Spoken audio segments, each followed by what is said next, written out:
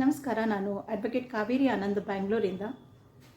ನಿಮ್ಮಲ್ಲಿ ಎಷ್ಟೋ ಜನ ಈ ಪ್ರಾಬ್ಲಮನ್ನು ಫೇಸ್ ಮಾಡ್ತಾ ಇರ್ತೀರಾ. ಮೇಡಮ್, ನಾವೊಂದು ಅಪಾರ್ಟ್ಮೆಂಟನ್ನು ಬುಕ್ ಮಾಡಿದ್ವಿ. ಅದು ನೀವು ಯಾವುದೇ ಊರಲ್ಲಿರ್ಬೋದು, ನೀವು ಬೆಂಗಳೂರಲ್ಲೇ ಇರಬೇಕು ಅಂತೇನಿಲ್ಲ, ಯಾವುದೇ ನಿಮ್ಮ ಊರಲ್ಲಿ ಬಿಲ್ಡರ್ನಿಂದ ಒಂದು ಅಪಾರ್ಟ್ಮೆಂಟನ್ನು ಪರ್ಚೇಸ್ ಮಾಡಬೇಕು ಅಂತ ನೀವು ಹೋಗ್ಬಿಟ್ಟು ಅಲ್ಲಿ ಹಣ ಕೊಟ್ಟು ನೀವು ಬುಕ್ ಮಾಡ್ತೀರಾ.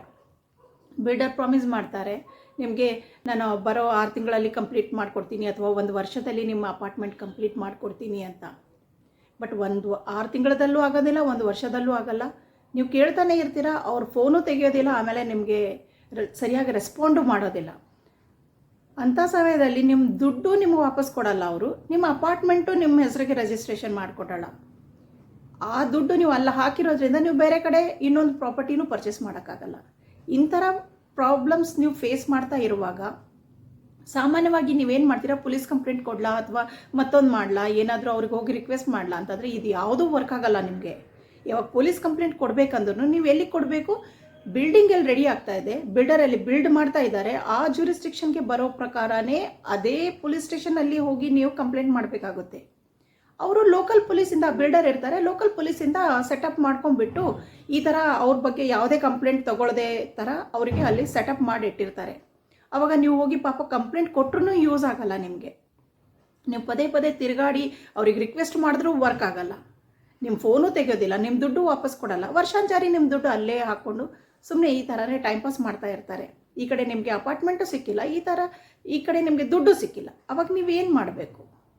ನೀವು ಒಂದೇ ಕೆಲಸ ನೀವೇನು ಮಾಡಬೇಕು ಅಂದರೆ, ಒಂದು ವೇಳೆ ಪೊಲೀಸ್ ಸ್ಟೇಷನಲ್ಲಿ ನಿಮಗೆ ಯಾವುದೇ ಥರ ರೆಮಿಡಿ ಸಿಕ್ಕಿಲ್ಲ, ನಿಮ್ಮ ಕಂಪ್ಲೇಂಟ್ ಅವ್ರು ತಗೊಳ್ತಾ ಇಲ್ಲ ಅಂತಂದರೆ ಮ್ಯಾಜಿಸ್ಟ್ರೇಟ್ ಕೋರ್ಟಲ್ಲಿ ಪ್ರೈವೇಟ್ ಕಂಪ್ಲೇಂಟನ್ನು ಲಾಂಚ್ ಮಾಡಿ, ಪ್ರೈವೇಟ್ ಕಂಪ್ಲೇಂಟ್ ಅಂತ ಪಿಟಿಷನ್ ಹಾಕಿಬಿಡಿ ಬಿಲ್ಡರ್ ಅಗೇನ್ಸ್ಟು. ಈ ಪ್ರೈವೇಟ್ ಕಂಪ್ಲೇಂಟ್ ಕೇಸ್ ಹಾಕಿದ ಮೇಲೆ ಅದರದ್ದು ಒಂದು ಕಾಪಿಯನ್ನು ಬಿಲ್ಡರ್ಗೆ ಪೋಸ್ಟಿಂದ ಕಳಿಸ್ಬಿಡಿ.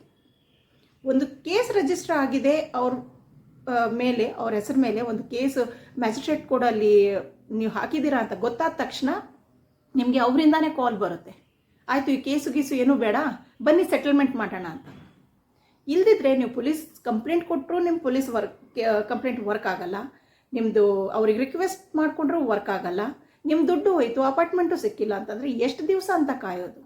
ಸೊ ಅದಕ್ಕೋಸ್ಕರ ಮ್ಯಾಜಿಸ್ಟ್ರೇಟ್ ಕೋರ್ಟಲ್ಲಿ ಪ್ರೈವೇಟ್ ಕಂಪ್ಲೇಂಟನ್ನು ನೀವು ಹಾಕಬೇಕಾಗುತ್ತೆ. ಪ್ರೈವೇಟ್ ಕಂಪ್ಲೇಂಟ್ ಅಂದರೆ ಸುಮ್ಮನೆ ಪೇಪರಲ್ಲಿ ಬರೆದು ಕೊಡೋದಲ್ಲ, ಇದು ಕಂಪ್ಲೇಂಟ್ ಒಂದು ಕ್ರಿಮಿನಲ್ ಕೇಸ್ ಆಗಿರುತ್ತೆ, ಕ್ರಿಮಿನಲ್ ಶ್ರೇಣಿಯಲ್ಲಿ ಬರುತ್ತೆ, ಇದು ಕೇಸ್ ಆಗಿರುತ್ತೆ. ಒಂದು ವಕೀಲರನ್ನು ನೀವು ಕಾಂಟ್ಯಾಕ್ಟ್ ಮಾಡಿಬಿಟ್ಟು ಪ್ರೈವೇಟ್ ಕಂಪ್ಲೇಂಟನ್ನು ಲಾಂಚ್ ಮಾಡೋದ್ರಿಂದ ಅಥವಾ ಪಿಟಿಷನ್ ಹಾಕೋದ್ರಿಂದ ಅವರಿಗೆ ನೋಟಿಸು ಹೋಗುತ್ತೆ, ಅಲಾಂಗ್ ವಿತ್ ಅದು ಕಾಪಿ ಕೂಡ ನೀವು ಅವರಿಗೆ ಸರ್ವ್ ಮಾಡ್ಬೋದು. ಒಂದು ನೋಟಿಸು ಕೋರ್ಟ್ ಕಡೆಯಿಂದ ಹೋಗುತ್ತೆ. ಆ ಟೈಮಲ್ಲಿ ಅವರೇ ನಿಮಗೆ ಕಾಂಟ್ಯಾಕ್ಟ್ ಮಾಡಿ, ಅವರೇ ನಿಮಗೆ ಕಾಲ್ ಮಾಡಿ ಕರೆದು ಬನ್ನಿ ಸೆಟಲ್ಮೆಂಟ್ ಮಾಡೋಣ, ಈ ಕೇಸು ಏನೂ ಬೇಡ, ಸೆಟಲ್ಮೆಂಟ್ ಮಾಡಿಕೊಡೋಣ, ನಿಮ್ಮ ಅಪಾರ್ಟ್ಮೆಂಟ್ ನಿಮ್ಗೆ ಕೊಡ್ತೀವಿ ಅಥವಾ ನಿಮ್ಮ ದುಡ್ಡು ನಿಮಗೆ ಬಡ್ಡಿ ಸಮೇತ, ನಿಮಗೆ ಇಂಟ್ರೆಸ್ಟ್ ಸಮೇತ ವಾಪಸ್ ಕೊಡ್ತೀವಿ ಅಂತ ಯಾವುದೋ ಒಂದು ಸೆಟಲ್ಮೆಂಟ್ಗೆ ಆಗ್ಬೋದು, ನಿಮಗೆ ಲಾಸ್ ಆಗದೆ ಇರೋ ಥರ. ನೀವು ಸುಮ್ಮನೆ ಕಂಪ್ಲೇಂಟ್ ಕೊಡೋದು ಪೊಲೀಸ್ ಸ್ಟೇಷನಲ್ಲಿ ಅವ್ರು ಕೇಳದೇ ಇರೋದು ಅಥವಾ ಹೋಗಿ ಅವ್ರಿಗೆ ಬಿಲ್ಡರ್ಗೆ ರಿಕ್ವೆಸ್ಟ್ ಮಾಡ್ಕೊಳ್ಳೋದು, ಇದು ಯಾವುದೂ ವರ್ಕ್ ಆಗೋದಿಲ್ಲ. ಸೊ ನೀವು ಪ್ರೈವೇಟ್ ಕಂಪ್ಲೇಂಟ್ ಮ್ಯಾಜಿಸ್ಟ್ರೇಟ್ ಕೋರ್ಟಲ್ಲಿ ಹಾಕಬೇಕಾಗುತ್ತೆ. ಹೆಚ್ಚಿನ ಮಾಹಿತಿಗಳಿಗೆ ನೀವು ನನ್ನನ್ನು ಕಾಂಟ್ಯಾಕ್ಟ್ ಮಾಡ್ಬೋದು. ಸ್ಕ್ರೀನ್ ಮೇಲೆ ಬರ್ತಾ ಇರೋ ನಂಬರ್ಗೆ ಕಾಲ್ ಮಾಡಿ ಹೆಚ್ಚಿನ ವಿವರಗಳನ್ನು ನೀವು ತಗೋಬೋದು.